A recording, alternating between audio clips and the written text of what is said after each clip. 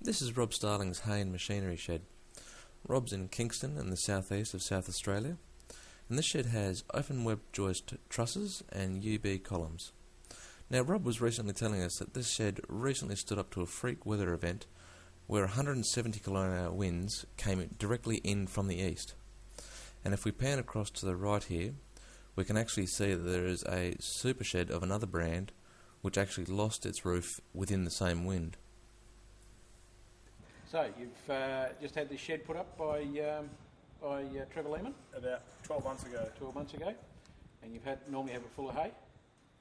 This is about as full as it's been in the last 12 months. Yep. But, 2/3 machinery, 1/3 hay at the moment, but looking at using it for half-half. And what size again was this? 24 by 18 and 6 metres at the eaves. 6 metres at the eaves, yep, okay. And the bay size was 8 metre bays, so we're able to put 200 big squares of hay per bay. Okay, and they fit in nice and comfortably? Easily. Yep, no worries.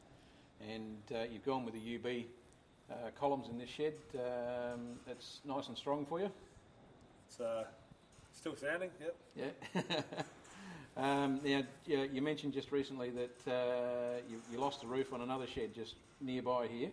Yep, we can see it behind us. We had what the Bureau said was 170 kilometre an hour winds. Lost the roof off the super shed, but this one still seems to be standing all right. And this was right open into the wind? That's right. Yep, and it's still standing. Coming from the east, and it's still here, which is good, only being a year old. Yep. Oh, fantastic.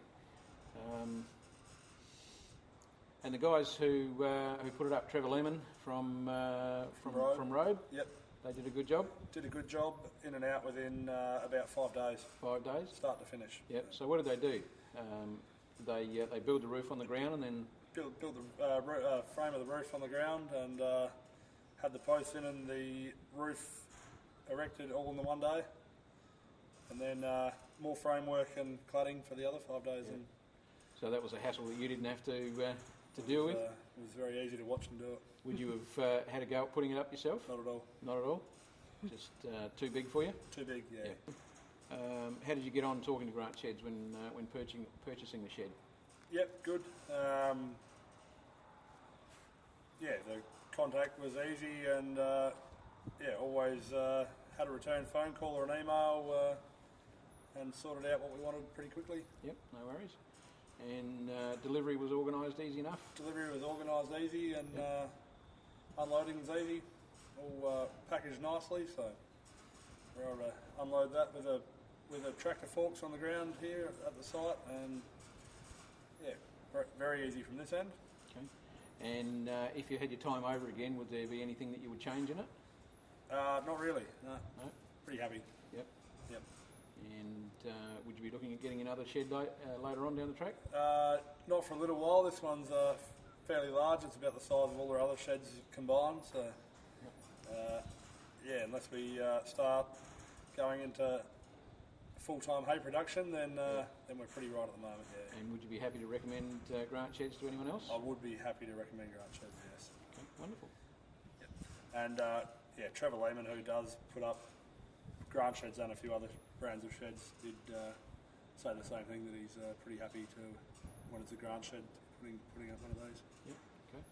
So hay deteriorates within 2 or 3 years if left outside. You know, it's ruined after about 12 months, whereas stick it in a shed and you can forget about it for 3 or 4 years and it's as good as the day you put it in. And is that the same with machinery? It is the same with machinery. I think you can justify the shed just for having one piece of machinery in it. If you're going to save the life of that machine, then you can pay for the shed that's over it. Must be actually just nice having a big shed and just coming in here and having room and not having everything crowded and stuff. Yes, yes. Well, we had all this gear stuffed in our other sheds before, and it didn't all fit, and we couldn't put the hay in here. Much better. Certainly, it's interesting driving along too. You do see hay that's been stacked up, and we were going down to Melbourne earlier this year, weren't we?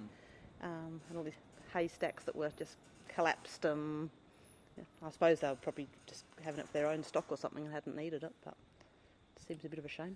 And that's it with the last couple of seasons. People haven't needed hay, so it's just been left out in the open, and they won't have it anymore. That's right. So once it gets to that stage, it's what do you do with it? You just basically chuck it out. Yeah. The stock won't eat it either. Well, they might if there's a little bit of nutrition left in it, but not really. Yeah. Some of the stacks I've seen are buggered. Yeah. So basically, if your hay's undercover, it's going to last a hell of a lot longer. It certainly is. Yeah.